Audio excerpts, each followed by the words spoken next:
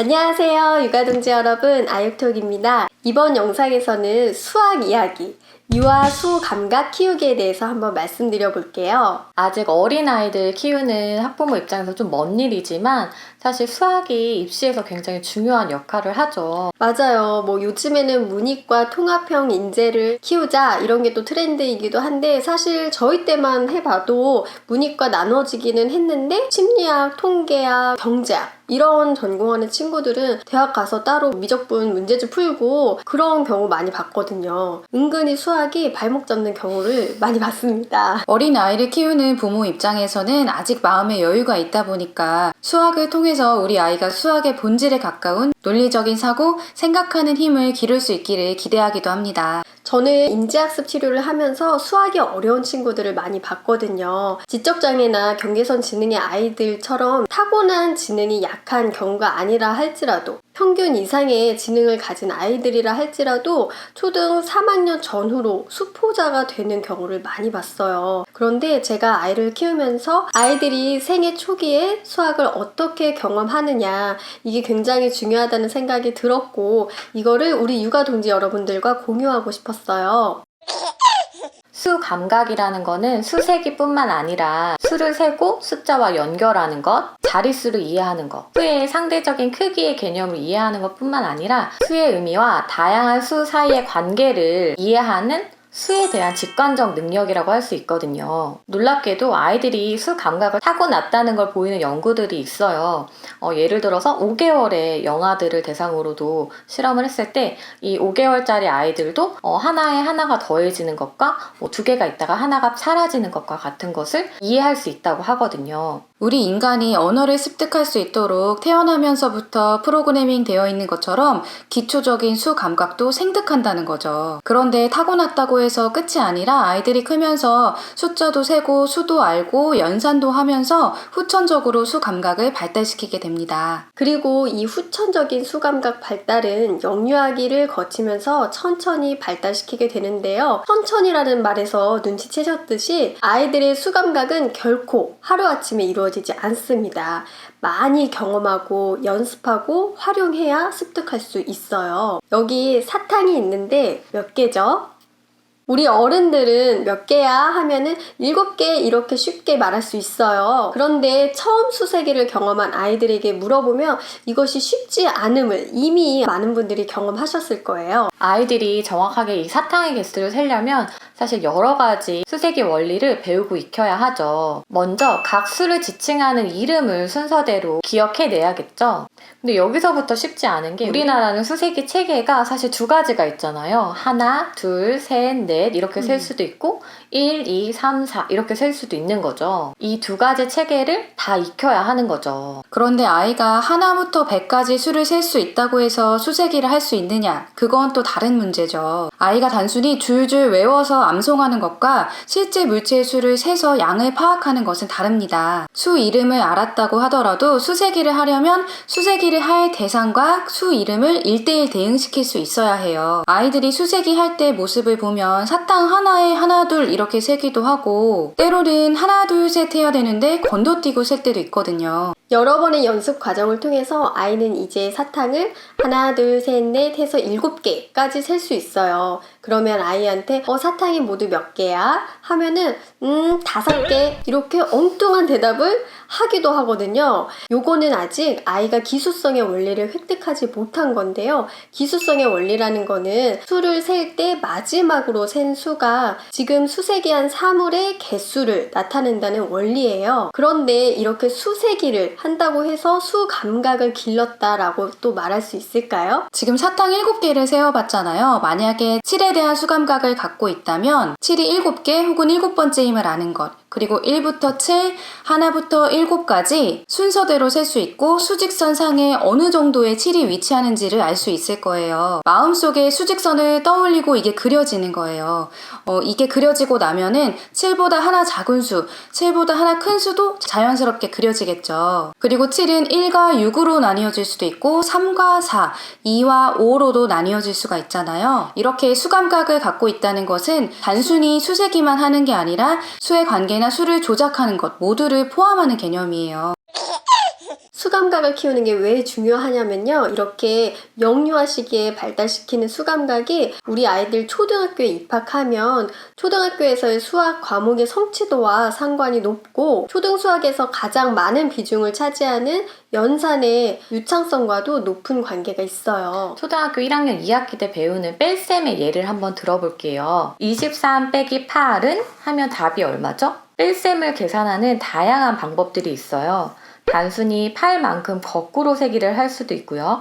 아니면 8을 3과 5로 가르기를 해서 23 빼기 3을 먼저 하고 다시 5를 뺄 수도 있는 거죠. 아니면 23 빼기 10을 한 후에 2를 더할 수도 있어요. 수 감각이 좋은 아이들 같은 경우에는 단순히 빨리 연산을 하는 것이 아니라 이렇게 다양한 방법으로 연산을 할 수 있다는 걸 이해하고 이 과정에서 즐거움을 느끼게 됩니다. 그런데 이에 반해서 수 감각이 약한 아이들 같은 경우에는 이런 과정에 좀 어려움을 겪게 되는 거죠. 아이들이 뺄셈을 더 어려워하는데 거꾸로 셀 때 숫자를 건너뛰어서 오류가 나기도 하죠. 뭐 20, 19, 18 해야 되는데 20, 18, 17 이렇게 건너뛰는 거예요. 이렇게 초등학교 때부터 본격적으로 배우는 연산은 사실은 거꾸로 세기, 묶어 세기, 띄어 세기, 가르기, 모으기, 보수 개념 이런 기초적인 수 감각이 바탕이 돼야 하고요. 그래서 이 기초를 튼튼하게 해줘야 하는 게 유아 시기에 꼭 해야 하는 일이에요. 그런데 유아 시기에 수감각 키워주세요 라고 해서 학습지 풀리세요 이거 절대 아닙니다. 그리고 유치원 선생님 뺨치는 교구 만드는 실력을 우리가 또 발휘할 수도 없죠. 우리 그러면 다 너무 힘들고 바쁜데 그렇게 하면은 빨리 포기하고 안 하잖아요.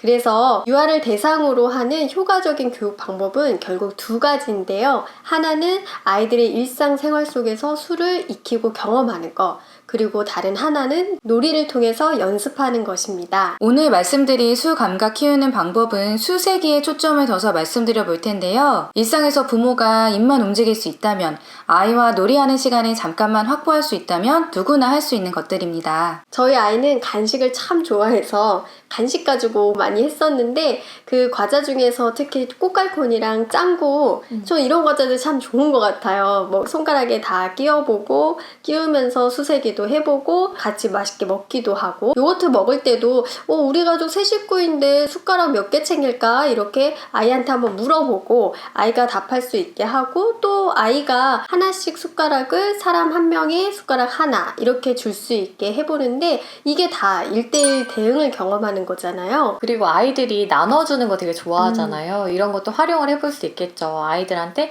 이거 포크 뭐 할아버지 할머니 삼촌 다 나눠줘 하면은 아이가 직접 포크를 나눠주면서도 경험해볼 수 있겠죠. 그리고 1:1 대응 연습하는 것도 좋은 게 계단 오르기예요. 계단 하나씩 오를 때마다 하나, 둘, 셋 혹은 1, 2, 3, 4 뭐 이렇게 연습할 수 있는 거죠. 저는 아이랑 놀이할 때도 아이가 뭐 기차를 연결했는데 그게 되게 긴 거예요. 그래서 우리 유진이 기차 길게 만들었네.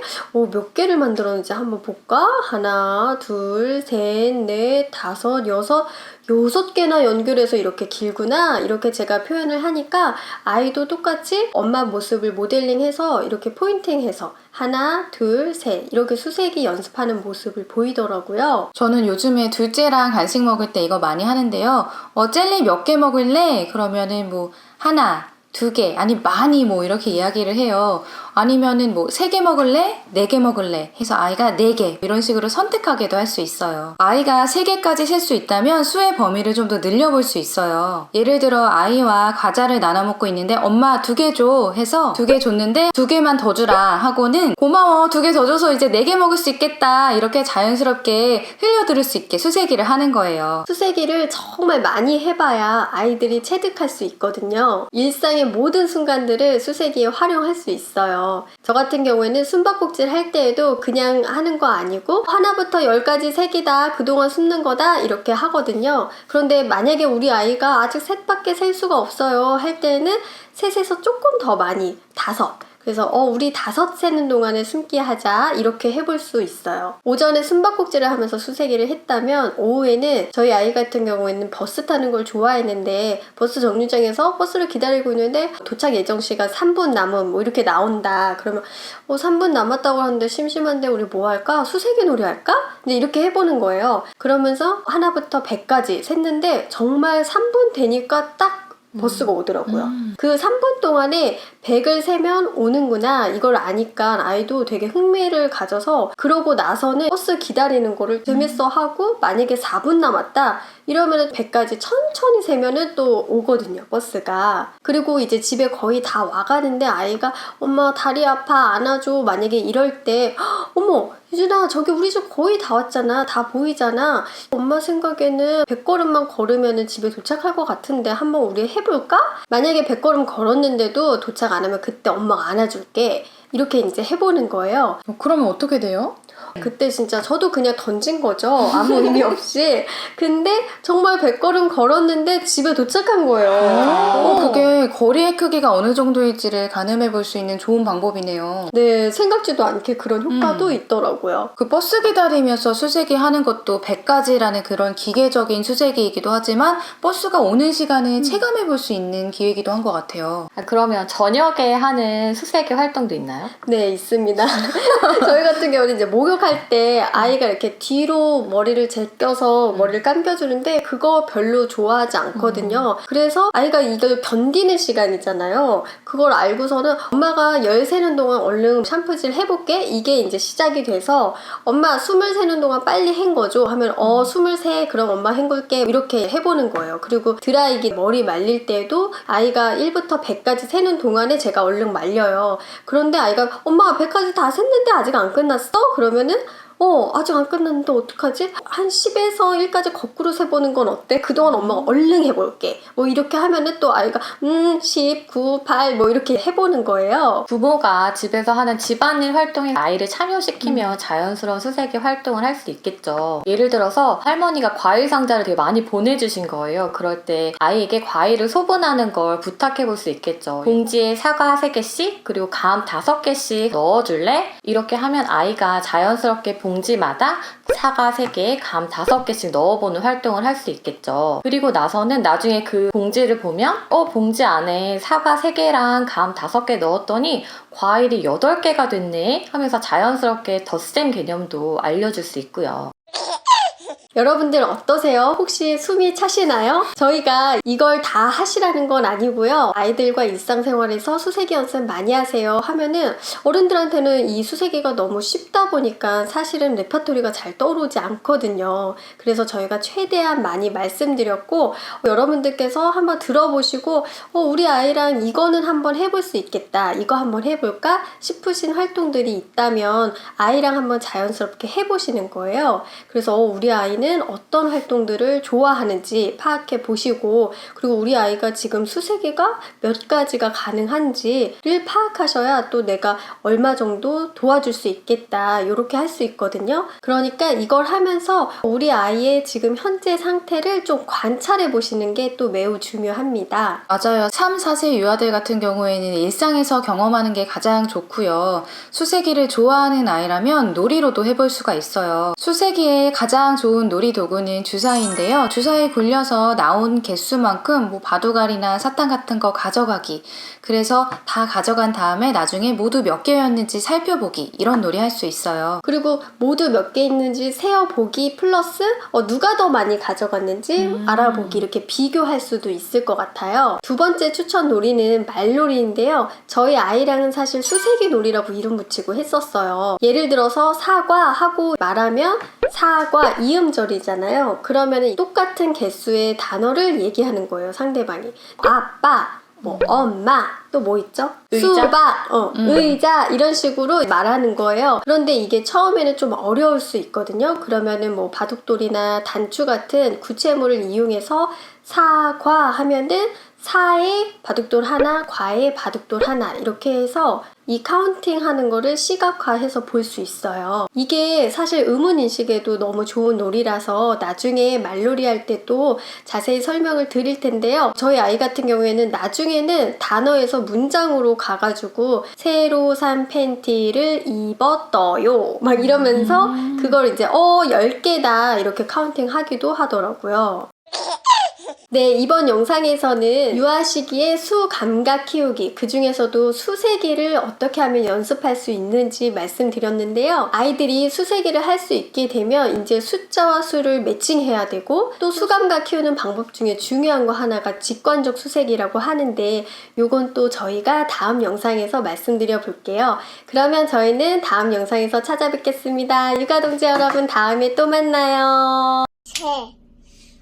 요, 산, 팬, 티. 왜? 새로 산 팬티 5개네? 응. 오케이. 엄마도 해볼게. 그러면 나는 새로 산 내 복. 앞에 서 밀지 마. 야. 뭐야, 다시 해줘봐. 뭔지 몰라. 뿌요요 앞에서 밀지 마요.